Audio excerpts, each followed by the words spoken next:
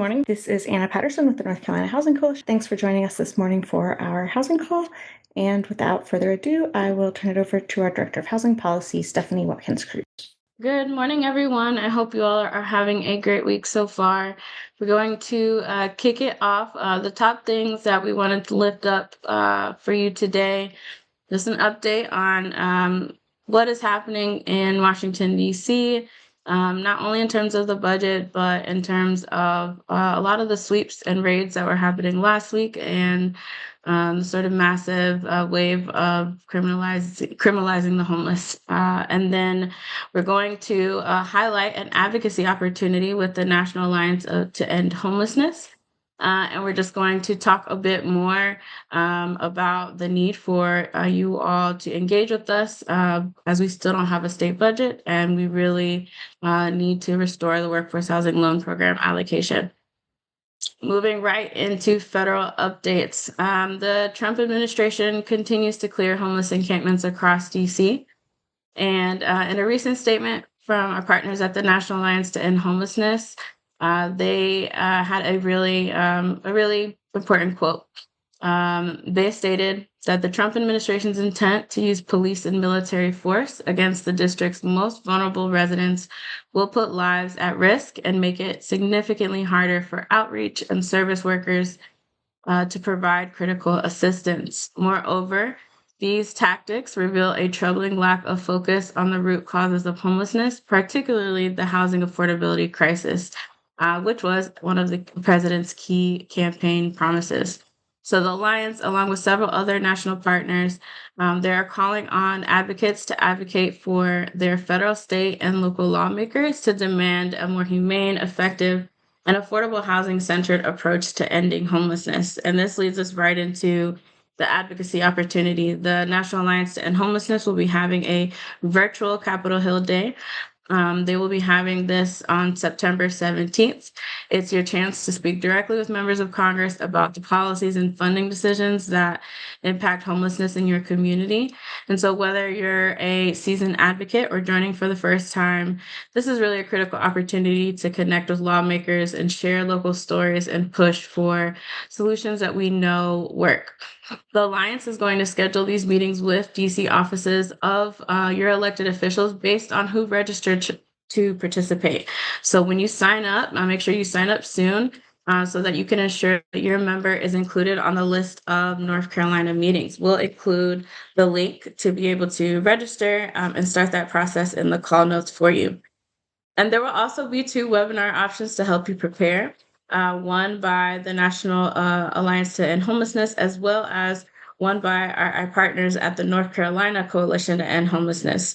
So soon, the national partner will send a link to its webinar to those that register in the link above. And then for our in-state folks, the North Carolina Coalition to End Homelessness will dedicate a lot of their September 10th North Carolina Local Leadership Response Call to this and a lot of the HUD challenges that you are facing in real time. This is sort of this part of this ongoing wave throughout the year and throughout the last several years that we've seen with the criminalization of homelessness growing. And so again, whether you are a seasoned advocate, whether you are brand new, we know that housing works. We know that housing is what solves homelessness. And it's incredibly disturbing and dangerous to see how people are getting swept up and pushed to the side. We can't hide this problem. It will only continue to get worse. And so we hope that you all decide to engage and feel free to reach out. And if you need any resources, we will do our best to connect you with folks as we continue to push for evidence-based proven solutions to addressing homelessness. On the federal budget side, members of Congress, remember, are still on August recess through the end of the month. So this is a great time if you want to get a head start on some advocacy around the criminalization of the homeless. But this is also a great time for advocates and practitioners alike to engage with your members about the importance of preserving and increasing funding for affordable housing and homelessness programs in the fiscal year 2026 appropriations bill. Part of one of the many reasons, because there's several, that this effort to sweep the homeless out of the way and sort of criminalize poverty. The reason why this is so dangerous is because at the same time, a lot of the funding that supports critical services that work and affordable housing programs that work are also under threat, either through flat cuts, no, so they're not receiving any increases, so effectively they're getting a cut, or by completely being removed altogether. So there are different proposals. There's the House proposal and the Senate proposal. Um, Both the House and Senate proposal cut or provide flat levels of funding for a lot of the key HUD housing and homelessness programs. The House proposal does this intensely, I guess you could say. And so we're going to include an analysis by the National Income Housing Coalition of both the Senate and House versions of the fiscal year 26 THUD proposal, and also for the House as well. Again, this is a layered effect. So the sweeping of people off the streets, the cutting of critical programs and services, the decrease or lack of investment in creating new housing, new affordable housing. All of this is connected, and all of this it will only make this crisis worse. Moving on to state updates. So there's still no budget. The North Carolina General Assembly will convene again next week. It's still sort of unclear whether votes will take place, but they will continue working, hopefully over the next few months, to passing a state budget for the fiscal year that actually began on July 1st, 2025 for our state. Some of the legislators have speculated that there might be more mini bills coming down the pipeline, so mini spending bills instead of a full budget, because right now the state is operating under a continuing budget. So it funds recurring allocations and critical services. And under this stopgap measure, the state funding remains at last year's recurring levels. Unfortunately, though, what this means for programs without recurring funding, even if it's for essential staff and services, they receive no funding at all.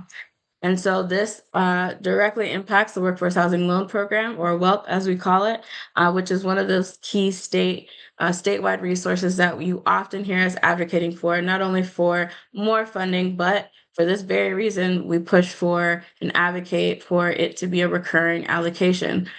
The WELP program has been a vital tool in closing financing gap for affordable housing developments across North Carolina, particularly in rural areas, and make sure that developers can make rental housing affordable for working families. We know that the housing need statewide is significant. We have a housing supply gap of over 750,000 units, and just under 250,000 of those units are needed by households earning between 0 and 80% of the area median income. And this includes for rent and to own. So without new budget appropriations, the WELP will not receive any funding this year. And that would be really, really dangerous for our state and for the communities across our state that need these developments to happen. So this could lead to stalling shovel-ready projects and threatening of future development.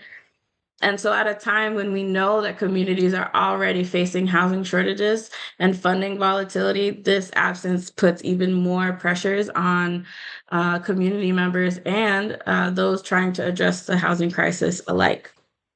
So more importantly, this really severely hinders our state's ability to invest in building critically needed affordable workforce housing. And it's another example of a proven method that we know works, a proven program that we know works. And so we also urge you, while you're thinking about how to engage at the federal level, that at the state level, that you reach out to your members, that you try and have them visit a property, a tax credit property, or simply emphasize the fact that there is a shortage in our state. And this is one of the most effective tools we have to build housing that is affordable for our workforce across North Carolina. Moving on to disaster recovery and other local headlines. So far, the Renew North Carolina program has received over 1,000 applications just for the single family housing program.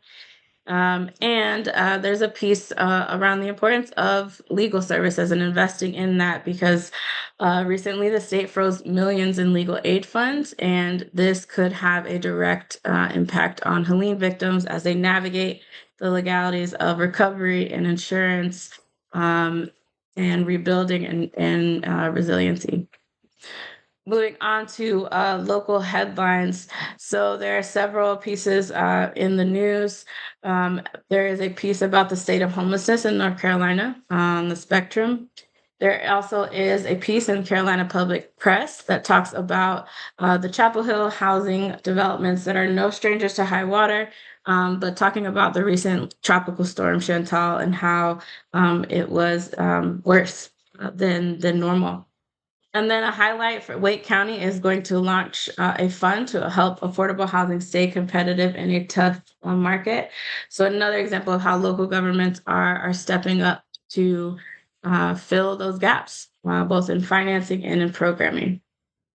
Moving on to report events and resources, there is a report out of the Pew Charitable Trust about what happens when mortgages are unavailable and what the dynamic around lease to purchase agreements play in this type of market. We also want to lift up that this Thursday on August 21st, from 2 to 3 p.m., the Carolina Across 100 initiative will be having a public webinar on establishing and operating community land trusts in North Carolina. And so the panelists will include leaders from both rural and urban areas alongside a national expert as well. And they'll share practical strategies for starting and sustaining community land trusts, as well as talk through the challenges and opportunities that these models particularly present. There will be time for audience Q&A, and this event is free and public. So we'll include the link in the call notes for you all to register. Just a friendly reminder that early bird registration for our 2025 North Carolina Affordable Housing Conference is open. And in order to get the best rate, you must register before the close of business on August 29th, which is next week. You must register by 5 p.m. August 29th.